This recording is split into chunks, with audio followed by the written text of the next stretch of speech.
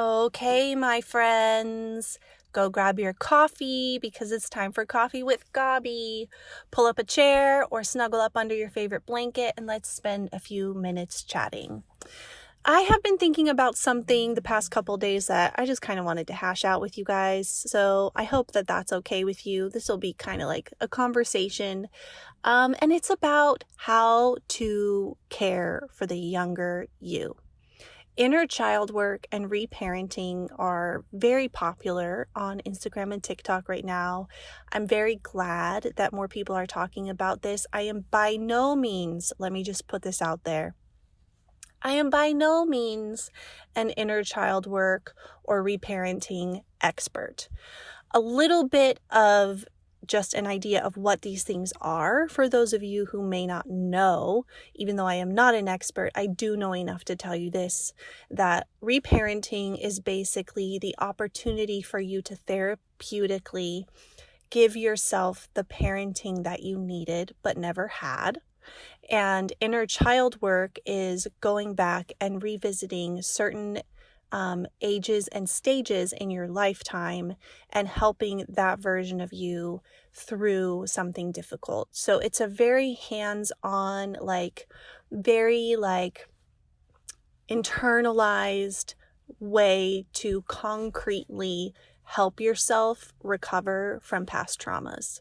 So I hope that was helpful. There's a lot of information that you can find out there, but I've been thinking about something specifically about this reparenting issue and about just going and helping the younger you recover from something. Because I do feel like there is something happening among people who are advocating for inner child work and reparenting that I don't particularly like. This might be a bit controversial. I'm just putting that out there.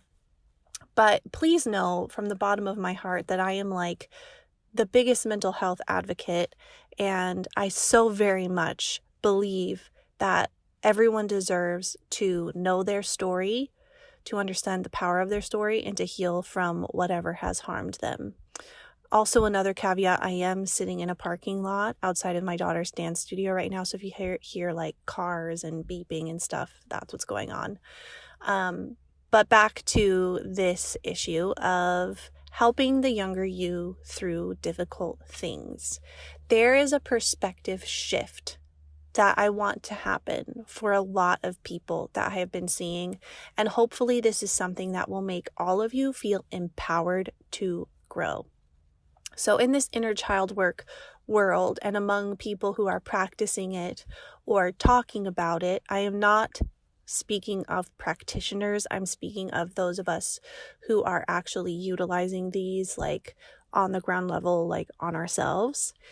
There has been this tendency to look back at your story, which I fully believe in looking back at your story, but looking back at your story or realizing that some trauma has been reactivated in your system because of something that you're going through presently.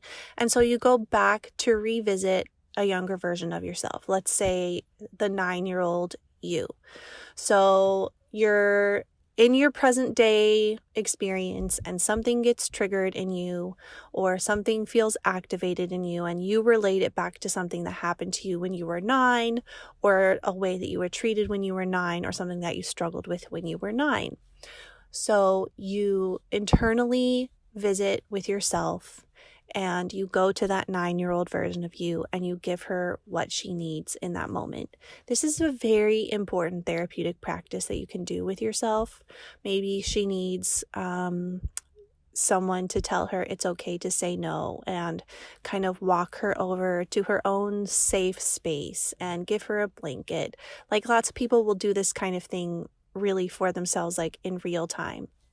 Give themselves the food that they need, give themselves the words that they needed and stuff like that. So all of that is really important. But here's where I'm seeing something that is a bit troubling for me, is that you are going to visit or help this younger version of you, but it's like a 9-year-old is helping a 9-year-old. You are choosing to embody so much this 9-year-old version of yourself and feel for them in such a way that you too just go back and revert to being about as capable of working through this trauma or whatever this is that you're hashing through as a 9-year-old.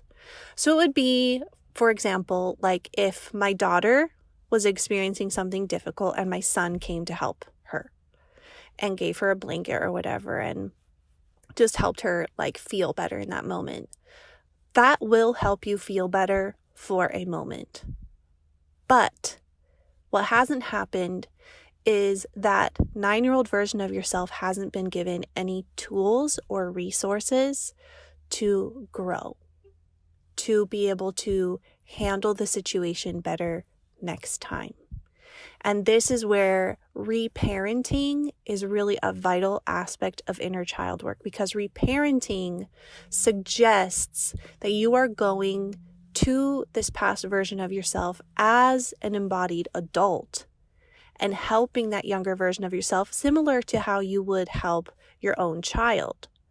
So I have a child who is 7 and I have a child who is 9. Okay, I'm going to use my 7-year-old because she's a girl. And so I relate to her emotional states and things like that a bit more.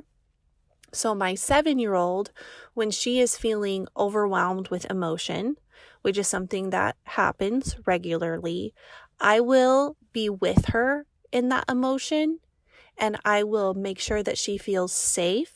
But I will also give her ideas of how to regulate herself so that she can move forward and do what's next. This is going to be a resource that's going to help her grow and mature throughout life.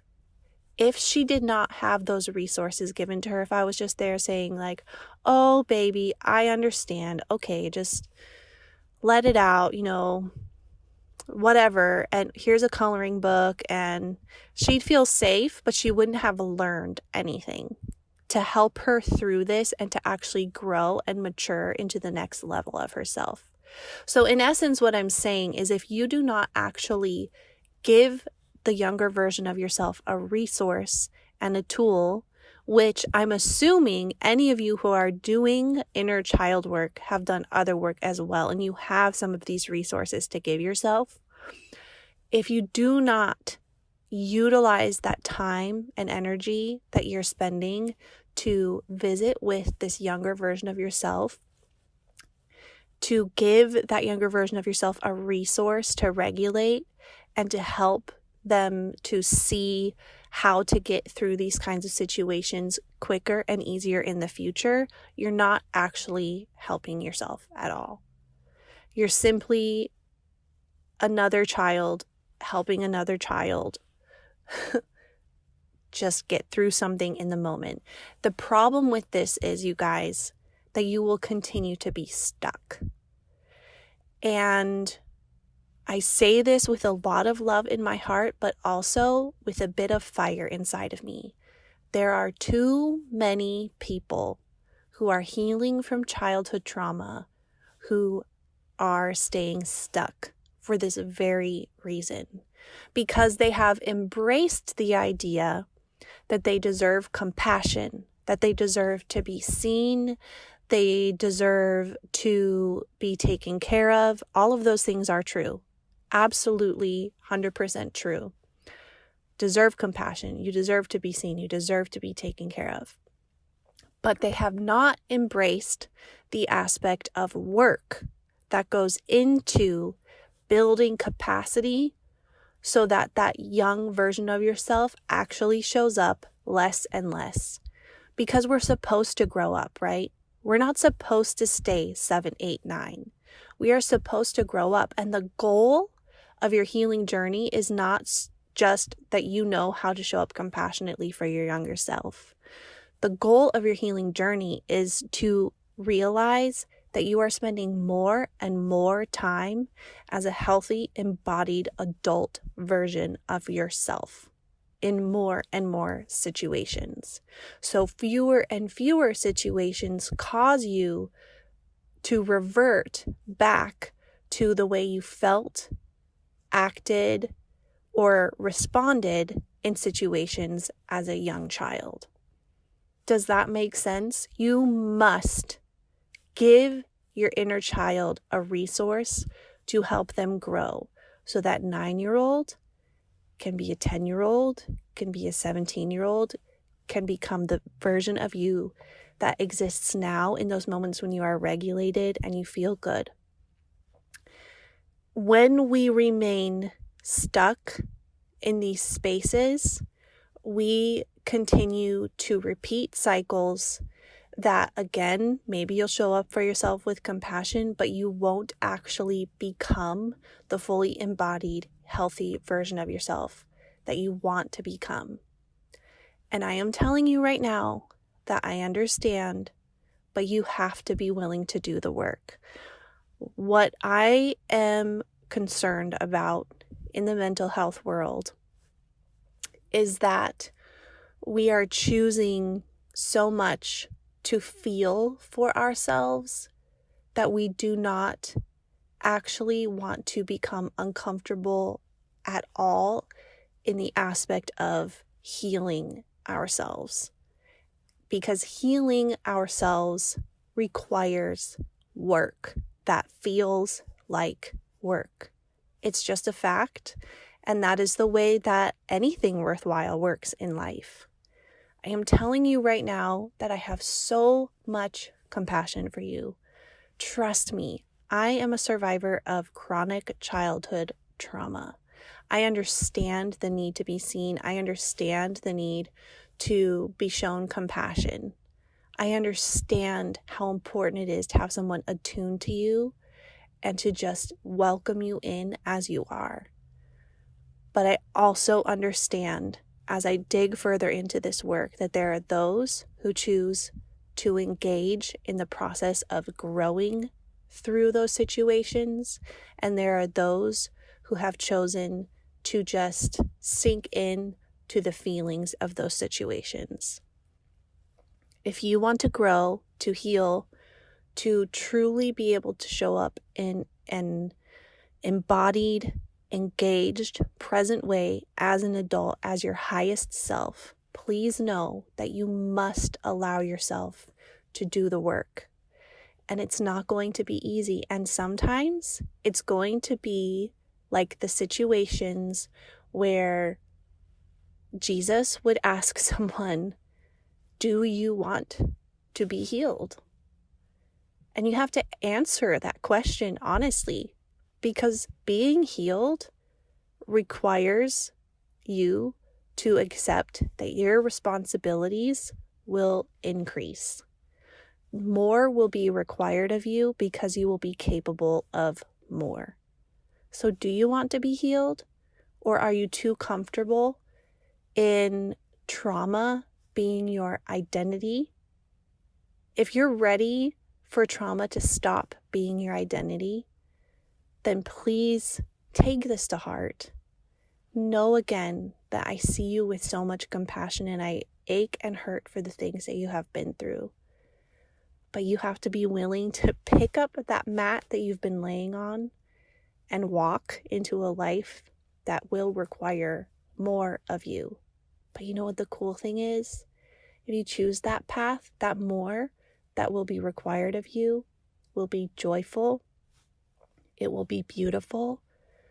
It will be something that you feel capable of because you have chosen to do the work to become the best version of yourself. I feel like this was a little bit rambly, but it's been on my heart, and I hope that it impacted the people that it needed to impact, that it touched your heart.